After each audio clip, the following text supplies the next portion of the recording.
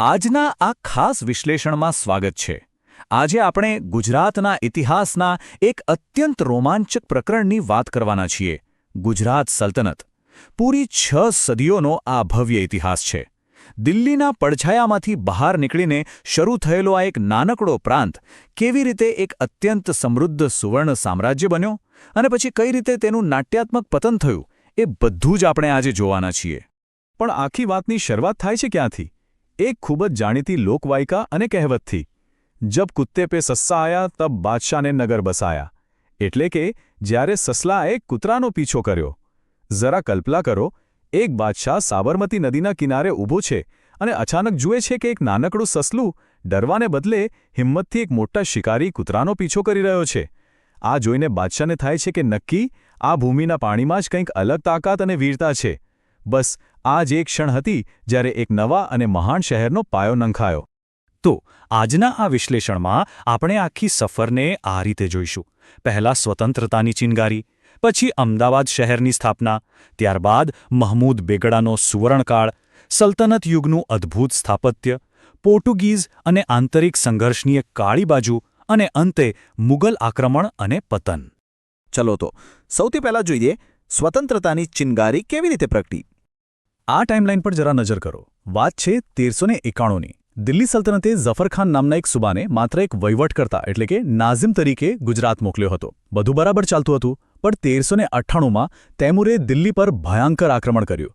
દિલ્હીમાં ચારે બાજુ અફરાતફરી અને અરાજકતા ફેલાઈ ગઈ. હવે ઝફરખાન ખૂબ જ હોશિયાર હતો. તેણે આ તકનો વ્યૂહાત્મક રીતે પૂરો ફાયદો ઉઠાવ્યો. જોકે સત્તા માટે તેના પોતાના જ દીકરા તાતાર ખાન સાથે પણ મોટો સંઘર્ષ થયો. પણ છેવટે આ બધી રાજકીય ઉથલપાથલ પાર કરીને 1407માં ઝફરખાને દિલ્હી સાથેના તમામ સંબંધ તોડી નાખ્યા. તેણે મુઝફ્ફર શાહ પહેલા તરીકે પોતાને ગુજરાતનો પ્રથમ સ્વતંત્ર સુલતાન જાહેર કરી દીધો. હવે વાત કરીએ આ સામ્રાજ્યના ખરા પાયાને. ભાગ 2. અમદાવાદ શહેરની સ્થાપના. અહીં એન્ટ્રી થાય છે અહેમદ શાહ પહેલાની. ગાદી પર બેઠા ત્યારે તેમની ઉંમર માત્ર 19 વર્ષની જ હતી. પણ તેમનું વિઝન ગજબનું હતું. તેમણે એક ખૂબ જ મોટો અને સાહસિક નિર્ણય લીધો. 1411માં તેમણે રાજધાની ઐતિહાસિક પાટણથી હટાવીને સીધી સાબરમતી નદીના કિનારે ખસેડી નાખી. અને આ રીતે આપણા આધુનિક અમદાવાદનો મજબૂત પાયો નંખાયો. પોતાના 32 વર્ષના લાંબા શાસનકાળમાં તેમણે સલ્તનતને એકદમ સ્થિર અને શક્તિશાળી બનાવી દીધી. હવે આ ભાગ ખરેખર સમજવા જેવો છે. વાટા પદ્ધતિ. સામ્રાજ્ય મોટું થતું જાય એટલે બળવો થવાનો ડર તો રહેવાનો જ, પણ અહમદ શાહે બહુ સ્માર્ટ ગેમ રમી. રાજકીય સ્થિરતા જાળવી રાખવા માટે તેમણે જમીનને ગણિતની જેમ વહેંચી દીધી. ગામની કુલ જમીનનો ચોથો ભાગ એટલે કે 25% હિસ્સો જમીનદારોને આપ્યો, જેને વાટા કહેવાતું, અને બાકીના 75% એટલે કે તળપદ સુલતાનને મહેસૂલ તરીકે મળતા.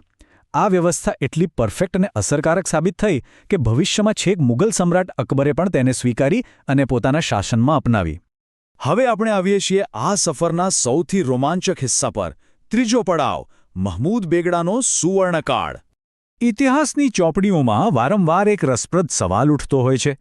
ફક્ત 13 વર્ષની નાની ઉંમરે ગાદી પર બેસીને સળંગ 54 વર્ષ સુધી અકલ્પનીય શાસન કરનાર સુલતાન મહમૂદ શાહને બેગડો કેમ કહેવામાં આવતો?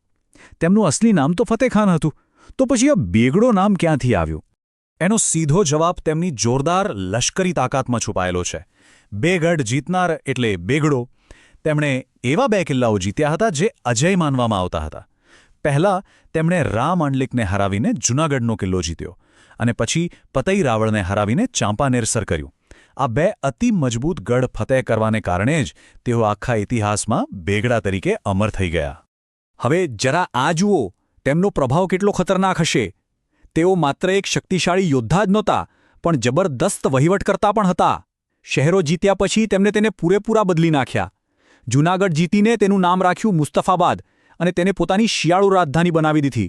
ચાંપાનેરને મોહમ્મદાબાદ બનાવીને પોતાની ઉનાળુ રાજધાની બનાવી. એટલું જ નહીં, દ્વારકા જીતીને તેને મુસ્તફાનગર એવું નવું નામ આપ્યું. તેમનો દબદબો જ કંઈક અલગ હતો. તેમનું વહીવટી માળખું તો આજના સમયને પણ ટક્કર મારે એવું હતું.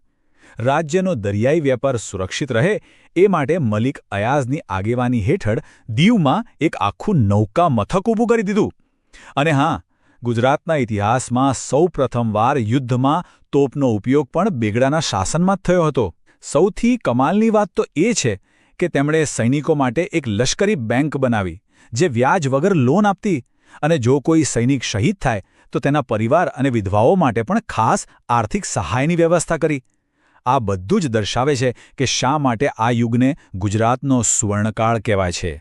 હવે આગળ વધીએ અને જોઈએ આ શાસનની બીજી એક ઝલક, સલ્તનત યુગનું સ્થાપત્ય.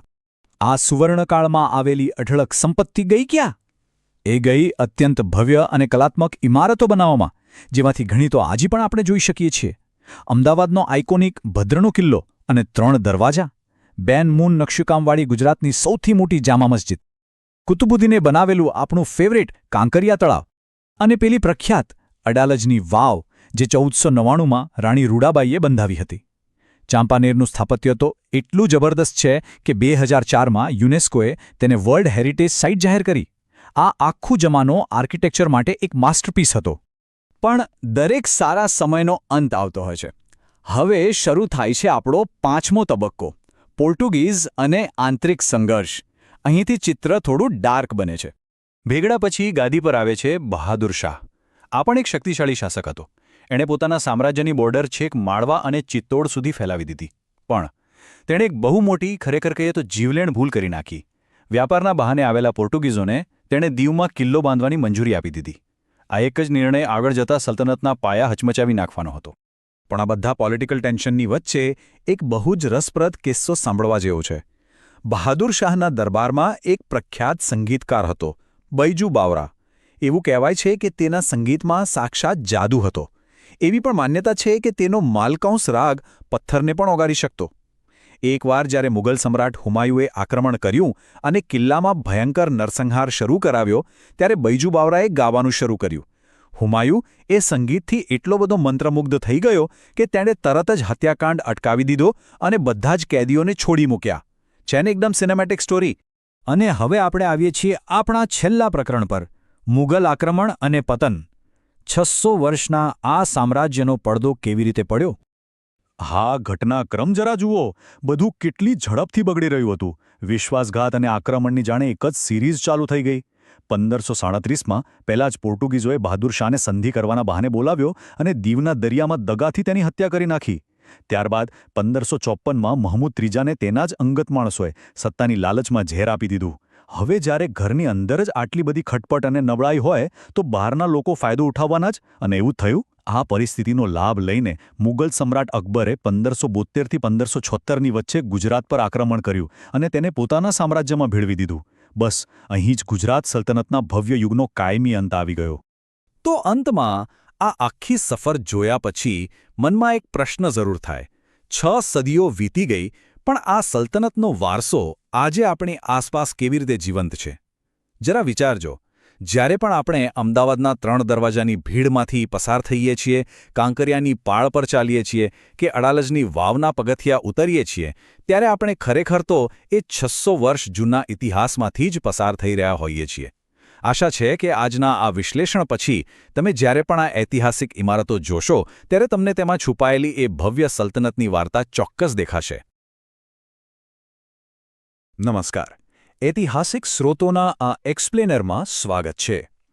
આજે આપણે ગુજરાતના ઇતિહાસના એક અત્યંત રસપ્રદ અધ્યાય પર ચર્ચા કરવાના છીએ. હા, આપણે વાત કરી રહ્યા છીએ 185 વર્ષ લાંબા મુગલ કાળ વિશે.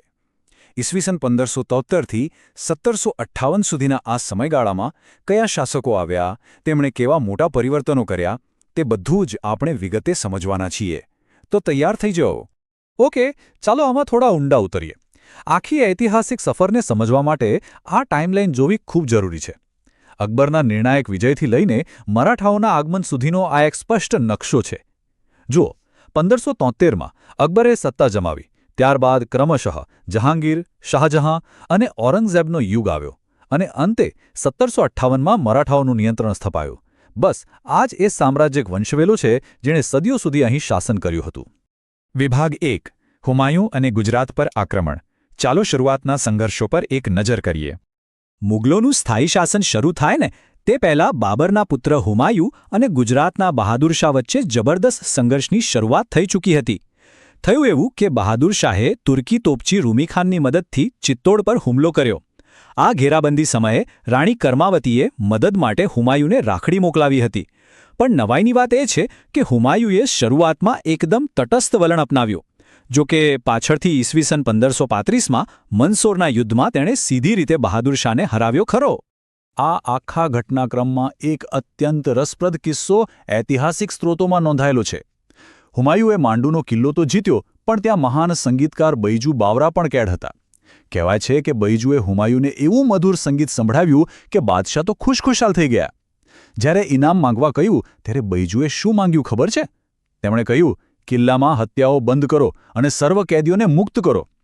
સંગીતની તાકાત તો જુઓ. હુમાયુએ આ વાત સહર્ષ માની લીધી. પણ હુમાયુનો આ વિજય બહુ લાંબો ન ટક્યો. એ એકદમ ક્ષણિક હતો. તેણે પોતાના ભાઈ મિર્ઝા અશ્કરીને વહીવટ સોંપી લીધો.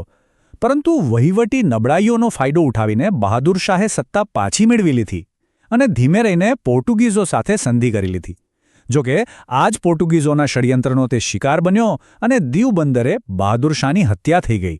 અને બસ આ જ અસ્થિરતાએ પછીના મુઘલ બાદશાહ માટે ગુજરાતમાં પ્રવેશવાનો રસ્તો એકદમ સાફ કરી આપ્યો.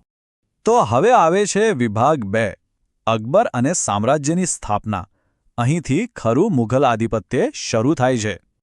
તો સૌથી મહત્વની વાત એ છે કે સત્તાની લાલચમાં સેનાપતિ ઇતિમાદ ખાને અકબરને આમંત્રણ આપ્યું અને આના જ પરિણામે સ્વતંત્ર સલ્તનતનો અંત આવ્યો. અકબરના શાસનમાં વહીવટી અને સાંસ્કૃતિક સ્તરે જંગી ફેરફારો આવ્યા. તેણે ગુજરાત વિજયની યાદમાં આગ્રામાં ભવ્ય બુલંદ દરવાજો બંધાવ્યો અને તમને ખબર છે, ખંભાતમાં તેણે પોતાના જીવનમાં પહેલી જ વાર દરિયો જોયો હતો. તેના સુબાના સમયમાં રાજા ટોડરમલ દ્વારા નવી વાટા મહેસૂલ પદ્ધતિ અમલમાં મુકાઈ, અમદાવાદમાં મુગલ સિક્કાઓ માટે ટંકશાળા શરૂ થઈ, ઇલાહી સંમતની શરૂઆત થઈ અને હા, ઈડરિયા દરવાજાનું નામ બદલીને દિલ્હી દરવાજો પણ રખાયું. આ જ સમયગાળામાં ગુજરાતના ઇતિહાસનું એક મોટું યુદ્ધ ખેલાયું હતું, જેને આપણે ભૂચર મોરીનું અથવા ધોળનું યુદ્ધ કહીએ છીએ. ઈસવીસન 1591માં બનેલી આ ઘટનાનું મુખ્ય કારણ એ હતું કે નવાનગરના રાજા જામ સતાજીએ મુગલ સુબા મિર્ઝા અઝીઝ કોકાથી બચવા ભાગેલા ગુજરાતના અંતિમ સુલતાન મુઝફ્ફર શાહ ત્રીજાને આશરો આપ્યો હતો. આ યુદ્ધ ખરેખર સ્વતંત્ર સલ્તનતને બચાવવાનો છેલ્લો મોટો પ્રયાસ હતો.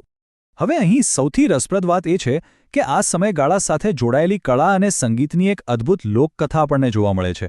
એવું કહેવાય છે કે ચાંપાનેરમાં અકબરના દરબારી સંગીતકાર તાનસેને તોડી રાગ ગાઈને જંગલમાંથી હરણોને આકર્ષ્યા અને તેમનાના એકના ગળામાં હાર પહેરાવ્યો.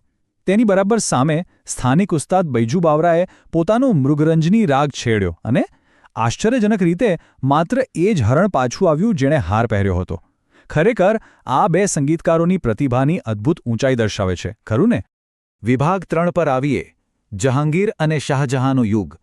આ કાળ નોંધપાત્ર આર્થિક અને સાંસ્કૃતિક વિકાસનો રહ્યો. હિન્દુ માતા મરિયમ ઉઝ ઝમાનીના પુત્ર જહાંગીરનો પ્રભાવ આર્થિક દૃષ્ટિએ ઘણો વ્યાપક હતો. સૌથી મોટો ઐતિહાસિક વળાંક કયો હતો ખબર છે? તેણે 1613માં બ્રિટિશ ઈસ્ટ ઇન્ડિયા કંપનીને સુરતમાં વ્યાપારી કોઠી સ્થાપવાની મંજૂરી આપી દીધી. આ એવો નિર્ણય હતો જેણે આગળ જતા આખા ભારતનો ઇતિહાસ બદલી નાખ્યો. આર્થિક રીતે પણ તેણે નવા પ્રયોગો કર્યા.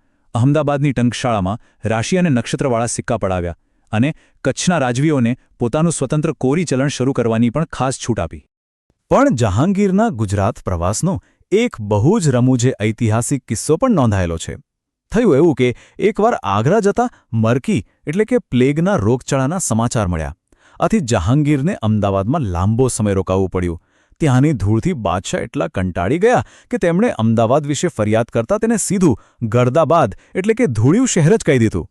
જહાંગીર પછી શાહજહાંનો સમય આવ્યો. તેણે શાસનકાળની શરૂઆતમાં ખુર્રમ ખાન તરીકે પણ ઓળખવામાં આવતો. તેણે અમદાવાદમાં પ્રખ્યાત શાહીબાગનું નિર્માણ કરાવ્યું ખરું, પણ સાથે જ અકબરે શરૂ કરાવેલો ઇલાહી સંવત બંધ કરાવી દીધો. સુરતની આબાદી વધતા તેણે આલમપના નામે નવી વસાહતો ઊભી કરી. જોકે આ જ સમયગાળામાં એક ભયાનક 87 દુષ્કાળ પણ પડ્યો હતો. અને હા, તેનું અત્યંત દર્દનાક વર્ણન અંગ્રેજ વેપારી પીટર મુંડીના લખાણોમાં આજે પણ જોવા મળે છે. ચાલો આગળ જોઈએ. વિભાગ 4 ઔરંગઝેબ. આ યુગ અત્યંત કડક શાસન અને સતત સંઘર્ષોનો રહ્યો. રસપ્રદ વાત એ છે કે ઔરંગઝેબનો જન્મ ગુજરાતના દાહોદમાં જ થયો હતો. સત્તા મેળવવા માટે તેણે પોતાના મોટા ભાઈ દારાશિકોને હરાવ્યો અને નાના ભાઈ મુરાદબક્ષની હત્યા કરાવી.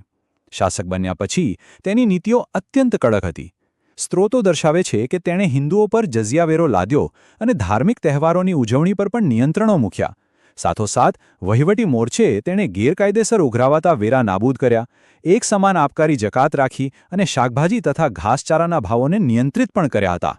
અને આ વાત એકદમ સ્પષ્ટ રીતે દર્શાવે છે કે તે સમયે સત્તા અને ધાર્મિક નીતિઓ વચ્ચે કેવી ખેંચતાણ ચાલતી હતી. આનો સૌથી મોટો દાખલો અમદાવાદની એક ઇમારતના ઇતિહાસમાં જોવા મળે છે. 1625માં શ્રેષ્ઠી શાંતિદાસ ઝવેરીએ ચિંતામણી પાર્શ્વનાથનું મંદિર બંધાવ્યું હતું. પરંતુ જ્યારે ઔરંગઝેબ સુબેદાર હતો ત્યારે તેણે તેને કુવ્વત ઉલ ઇસ્લામ મસ્જિદમાં ફેરવી દીધું. સમય બદલાયો અને જ્યારે દારાશિકો સુબેદાર બન્યા ત્યારે તેમણે શાહી ફરમાન બહાર પાડીને આ સ્થળ ફરીથી તેના મૂળ માલિકોને સોંપી દીધું. વિચાર કરો, એક જ ઇમારત આ બંને ભાઈઓ વચ્ચેના પાવર સ્ટ્રગલની કેટલી મોટી સાક્ષી છે. ભલે મુઘલોનું લશ્કર મોટું હતું અને શાસન કડક હતું, પરંતુ હવે સામ્રાજ્યમાં તિરાડો પડવાની શરૂઆત થઈ ચૂકી હતી. તે સમયનું સુરત બંદર એટલે મક્કાનું પ્રવેશદ્વાર મનાતું અને એ અત્યંત સમૃદ્ધ શહેર હતું. પરંતુ આ જ સુરત પર મરાઠા શાસક શિવાજી મહારાજે 1664 અને ફરીથી 1670માં આક્રમણ કરી મોટી લૂંટ ચલાવી. આ ઐતિહાસિક ઘટના સ્પષ્ટ સંકેત આપતી હતી કે આટલા મોટા મુગલ સામ્રાજ્યની પકડ હવે ઢીલી પડી રહી હતી. અંતિમ વિભાગ: મુગલ સત્તાનો અંત અને મરાઠાઓનો ઉદય. પતનના બીજ તો અગાઉથી જ વવાઈ ચૂક્યા હતા. ઔરંગઝેબ પછીના સૂબાઓએ ભારે કરવેરાના નામે પ્રજા પર એટલો બોજો નાખ્યો કે વ્યાપારને માઠી અસર થઈ અને આખા રાજ્યનો મહત્વનો દરિયાઈ વ્યાપાર ક્રમશઃ ઘટતો ગયો. તેની સામે 1719થી 1723ના સમયગાળામાં પિલાજીરાવ ગાયકવાડના નેતૃત્વમાં મરાઠાઓએ સતત હુમલાઓ કર્યા. ચોથ અને સરદેશમુખી ઉઘરાવાની તેમની વધતી માંગણીઓ અને આક્રમણો સામે અંતે મુગલ સુબા સરબુલંદ ખાનને હાર માનવી પડી. આ સંધિએ મરાઠાઓનો માર્ગ સંપૂર્ણપણે મોકળો કરી આપ્યો. ચાલો આગળ વધીએ અને જોઈએ કે આખી કડી કેવી રીતે જોડાય છે. આ 185 વર્ષના વિશાળ શાસનકાળના મુખ્ય વહીવટી સ્તંભો પર એક નજર કરીએ. ગુજરાતનો પ્રથમ મુસ્લિમ સૂબો આલાબખાન હતો, જ્યારે હુમાયુ દ્વારા નિમાયેલ પ્રથમ મુઘલ વહીવટદાર મિર્ઝા અશ્ટરી હતો. ત્યારબાદ અકબરના સમયમાં સત્તાવાર રીતે નિયુક્ત થયેલ પ્રથમ મુઘલ સૂબો મિર્ઝા અઝીઝ કોકા બન્યો અને આ લાંબા ઇતિહાસના વળાંકનો છેલ્લો મુઘલ સૂબો મોમિન ખાન ત્રીજો હતો. આ નામો આખા યુગની શરૂઆત અને તેના અસ્તની બરાબર સાક્ષી પૂરે છે. આ આખી સફરના અંતે એક બહુ જ ઊંડો પ્રશ્ન આપણા મનમાં ઊભો થાય છે. એક સમયે જે સામ્રાજ્ય એકદમ અજેય લાગતું હતું, જેણે 185 વર્ષ સુધી પોતાના સિક્કાઓ બહાર પાડ્યા, વિશાળ ઇમારતો બનાવી અને અર્થતંત્ર પર પૂરેપૂરું પ્રભુત્વ જમાવ્યું, તે આખરે ઇતિહાસના પાનાઓનું માત્ર એક પડ બનીને કેવી રીતે રહી જાય છે. સત્તાનું આ ચક્ર આપણને વારંવાર યાદ અપાવે છે કે સમયના પ્રવાહ સામે કોઈ કાયમી નથી. આશા છે કે આ માહિતીપ્રદ સફરથી ઇતિહાસને જોવાનો એક નવો અને સ્પષ્ટ દૃષ્ટિકોણ મળ્યો હશે. ઇતિહાસની આવી જ રસપ્રદ વાતો વિશે વધુ જાણવાની જિજ્ઞાસા ચોક્કસથી જાળવી રાખજો. નમસ્કાર. આજના આ ઐતિહાસિક વિશ્લેષણમાં સ્વાગત છે. ગુજરાતના ઇતિહાસની આ સફર ખરેખર અદ્ભુત છે. એક સમય એવો હતો જ્યારે ચારે બાજુ અરાજકતા અને લૂંટફાટનો માહોલ હતો, અને ત્યાંથી લઈને ગાયકવાડ રાજવીઓ હેઠળના અત્યંત સુવ્યવસ્થિત આધુનિક યુગ સુધીનો આ પ્રવાસ. આપણે આજના આ સેશનમાં એ જ સમજવાના છીએ કે ગુજરાત ખરેખર કઈ રીતે બદલાયું. હવે સૌથી મોટો સવાલ એ થાય કે કોઈ નવું સ્થપાયેલું રાજ્ય અચાનક 1664 અને 1670માં ભારતના સૌથી સમૃદ્ધ બંદર એટલે કે આપણા સુરત પર આક્રમણ શા માટે કરે? જુઓ, વાત માત્ર પૈસાની નહોતી. છત્રપતિ શિવાજી મહારાજને પોતાનું સ્વતંત્ર મરાઠા સામ્રાજ્ય ઊભું કરવા અને તેને ટકાવી રાખવા માટે મોટા ભંડોળની જરૂર તો હતી જ, પણ સાથે જ આ એક જોરદાર વ્યૂહરચના હતી. મુગલોનું ધ્યાન દખ્ખણમાંથી હટાવીને ગુજરાત તરફ ખેંચવાનો આ એક માસ્ટર સ્ટ્રોક હતો. તો આજના આપણા આ વિશ્લેષણના મુખ્ય પડાવો કંઈક આવા રહેશે. આપણે શરૂઆત કરીશું મરાઠાઓના પ્રવેશથી, પછી જોઈશું ગાયકવાડનો ઉદય, તેમનો વહીવટ અને કરવેરા. ત્યારબાદ ઐતિહાસિક વોકર કરારની વાત કરીશું અને છેલ્લે મળીશું આધુનિકીકરણના પ્રણેતા સયાજીરાવ ત્રીજાને. તો ચાલો ફટાફટ શરૂ કરીએ અને જોઈએ કે આ 150 વર્ષના ગાળામાં ગુજરાત લશ્કરી આક્રમણોથી લઈને સામાજિક સુધારણા તરફ કઈ રીતે આગળ વધ્યું. પહેલો વિભાગ: મરાઠાઓનો પ્રવેશ. સત્તા મુગલોના હાથમાંથી મરાઠાઓ પાસે કેવી રીતે આવી? ઈસવીસન 1707 આ વર્ષ બહુ મહત્વનું છે. મુગલ બાદશાહ ઔરંગઝેબના મૃત્યુ પછી જાણે મરાઠાઓને ગુજરાતમાં પ્રવેશીને પોતાનો વિસ્તાર કરવાની એક બહુ મોટી તક મળી ગઈ. બસ અહીંથી જ સત્તાના મોટા પરિવર્તનના મંડાણ થયા. અહીં સ્ક્રીન પર નજર કરીએ શિવાજી મહારાજથી લઈને શાહુ સુધીનો આ નેતૃત્વનો સમયગાળો જુઓ. કેટલો ઝડપી છે. ઉત્તરાધિકારના બદલાવો ફટાફટ થઈ રહ્યા હતા. આ બતાવે છે કે સત્તાનું આખું માળખું બહુ જ ટૂંકા સમયમાં કેવી રીતે વિકસિત થયું અને એકદમ મજબૂત બની ગયું. હવે પ્રશ્ન એ છે કે આટલા મોટા સામ્રાજ્યને ચલાવવા માટે પૈસા ક્યાંથી આવતા?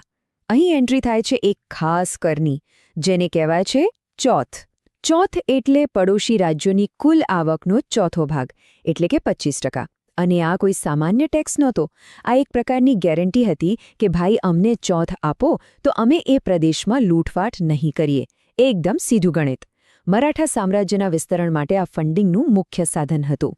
કરવેરાનું બીજું એક લેયર પણ હતું, સર દેશમુખી. આ વધારાનો 10% કર હતો, જે મરાઠા સિવાયના પ્રદેશોમાં રક્ષણ પૂરું પાડવાના નામે લેવાતો. મહારાષ્ટ્રના પાટીલ અને દેશમુખો મુખ્યત્વે આ કર ઉઘરાવતા હતા. આનો સીધો ઉપયોગ લશ્કરને મેન્ટેન કરવા અને આંતરિક તથા બાહ્ય સુરક્ષા જાળવી રાખવા માટે થતો હતો. હવે આવીએ બીજા વિભાગ પર, ગાયકવાડનો ઉદય અને વડોદરામાં તેમની રાજધાનીની સ્થાપના. ગુજરાતમાં અનેક આંતરિક સંઘર્ષો ચાલ્યા, ડભોઈનું યુદ્ધ થયું, પણ આખરે સત્તા ગાયકવાડના હાથમાં કેવી રીતે કેન્દ્રિત થઈ એ સમજવું બહુ જ રસપ્રદ છે. ઈસવીસન 1734ની સાલ આ એક બહુ જ મોટો ટર્નિંગ પોઈન્ટ હતો. ગાયકવાડોએ વડોદરાને સત્તાવાર રીતે પોતાની રાજધાની બનાવી દીધી અને ગુજરાતમાં સત્તાનો પાયો એકદમ પાક્કો કરી લીધો. અને ખબર છે, આ જ ઐતિહાસિક પગલાંના પરિણામે ઈસવીસન 1753માં તેમણે અમદાવાદ પર કબજો મેળવ્યો, જેણે ગુજરાતમાંથી મુગલ સત્તાનો હંમેશા માટે અંત આણી દીધો. ત્રીજો વિભાગ જોઈએ, મરાઠા વહીવટ અને કરવેરા. નવા જીતેલા પ્રદેશોનું મેનેજમેન્ટ કેવી રીતે થતું? સત્તા હાથમાં આવ્યા પછી મરાઠાઓએ જે મુઘલ વ્યવસ્થા સાવ નબળી પડી ગઈ હતી તેને હટાવીને એક નવી, ચુસ્ત અને અત્યંત સુવ્યવસ્થિત વહીવટી પદ્ધતિ અમલમાં મૂકી.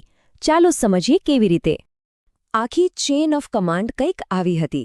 સૌથી ઉપર સૂબો એટલે કે પ્રાંત, જેના હેડ હતા સર સુબેદાર.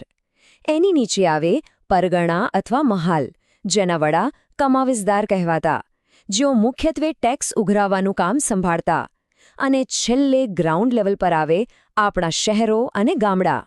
આટલી સુવ્યવસ્થિત સાંકળને લીધે જ આટલા વિશાળ પ્રદેશો પર કંટ્રોલ રાખવો અને મહેસૂલ ભેગું કરવું તેમના માટે આસાન થઈ ગયું. જો કે આ ઐતિહાસિક શબ્દો ક્યારેક થોડા કન્ફ્યુઝ કરી શકે છે, રાઈટ? તો ચલો તેને સિમ્પલ બનાવીએ. મુખ્યત્વે 2 પ્રકારની વસવાટ વ્યવસ્થા હતી. એક કસ્બો એટલે કે એવું શહેર જ્યાં બજાર હોય અને તેનો વહીવટ કોટવાલ સંભાળે, જ્યારે બીજું મૌજ એટલે કે બજાર વગરનું સામાન્ય ગામડું જ્યાં પાટીલ વહીવટ કરે અને તેમને મદદ કરવા માટે કુલકર્ણી એટલે કે આજના સમયના તલાટી રહેતા. બસ આટલો સિમ્પલ ડિફરન્સ છે. હવે વાત કરીએ ચોથા વિભાગની, વોકર કરાર. એક એવો સમય જ્યારે વિભાજિત અને અશાંત સૌરાષ્ટ્રમાં છેવટે શાંતિ સ્થપાઈ. ગુજરાતના ઇતિહાસનો આ કદાચ સૌથી મોટો અને નિર્ણાયક વળાંક છે. તો ચાલો જોઈએ કે આની પાછળનું બેકગ્રાઉન્ડ શું હતું. જો વોકર કરાર પહેલાંની પરિસ્થિતિ ખરેખર બહુ ભયાનક હતી, અને એ સમજવા માટે આપણે મુલકગીરી શબ્દને સમજવો પડે. મુલકગીરી એટલે શું? દર વર્ષે એક મોટું લશ્કર લઈને જવાનું અને સ્થાનિક રાજાઓ પાસેથી ડરાવી ધમકાવીને ખંડણી ઉઘરાવવાની. જો પૈસા ન આપે તો ખેતરમાં ઊભા પાકને સળગાવી દેવાની કે નુકસાન કરવાની સીધી ધમકી. એટલે કે ખંડણી વસૂલવા માટે ભય અને ખેતીના વિનાશનો ખુલ્લેઆમ ઉપયોગ થતો હતો. હવે જરા સૌરાષ્ટ્રની પરિસ્થિતિની કલ્પના કરીએ. અહીં સ્ક્રીન પર દેખાતો આ આંકડો જુઓ, 222. હા, આ આંકડો બિલકુલ સાચો છે. સૌરાષ્ટ્રમાં એ સમયે 222 જેટલા નાના મોટા રજવાડાઓ હતા. અને આ બધા જ સતત આ મુલકગીરીના ભય હેઠળ જીવતા હતા. જરા વિચારો, આટલા બધા રજવાડાઓ અને દર વર્ષે લૂંટાઈ જવાનો ડર, ત્યાં અરાજકતા કઈ હદની હશે? પણ આખરે ઈસવીસન 1807માં આ અરાજકતાનો અંત આવ્યો. મોરબીના ગુંટુ ખાતે કર્નલ એલેક્ઝાન્ડર વોકરે મધ્યસ્થી કરી અને એક ઐતિહાસિક શાંતિ કરાર કરાવ્યો, જેને આપણે વોકર કરાર તરીકે ઓળખીએ છીએ. આમાં નક્કી થયું કે દર વર્ષે આશરે 10 લાખ રૂપિયાની ફિક્સ ખંડણી ચૂકવવી. એટલે થયું એવું કે ગાયકવાડોએ વારંવાર હુમલા કરવાનું અને પાક બગાડવાનું બંધ કર્યું અને સામે પક્ષે સ્થાનિક રાજાઓએ નિશ્ચિત રકમ આપવાનું સ્વીકારી લીધું. આ એક જ કરારથી વર્ષો જૂની અશાંતિ દૂર થઈ અને સાચા અર્થમાં શાંતિ સ્થપાઈ. અને હવે આપણો પાંચમો અને સૌથી રસપ્રદ વિભાગ, આધુનિકીકરણના પ્રણેતા સયાજીરાવ ત્રીજા અને વડોદરાનો સુવર્ણયુગ. અત્યાર સુધી આપણે લડાઈઓ, લૂંટફાટ અને કરાર જોયા, બરાબર? પણ ગાયકવાડ યુગનો આ પાછળનો સમયગાળો સાવ અલગ જ હતો. અહીંથી આખું ફોકસ લડાઈઓ પરથી હટીને સીધો લોકોના વિકાસ અને આધુનિકીકરણ તરફ વળી ગયું. આ સુવર્ણયુગની શરૂઆતની વાર્તા બહુ જ પ્રેરણાદાયક છે.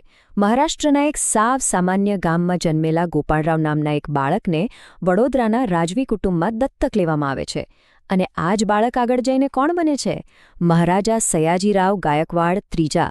એક સામાન્ય ગામડાથી લઈને આધુનિક અને સમૃદ્ધ રાજ્યના નિર્માતા બનવા સુધીની તેમની આ સફર લિટરલી અદ્ભુત છે.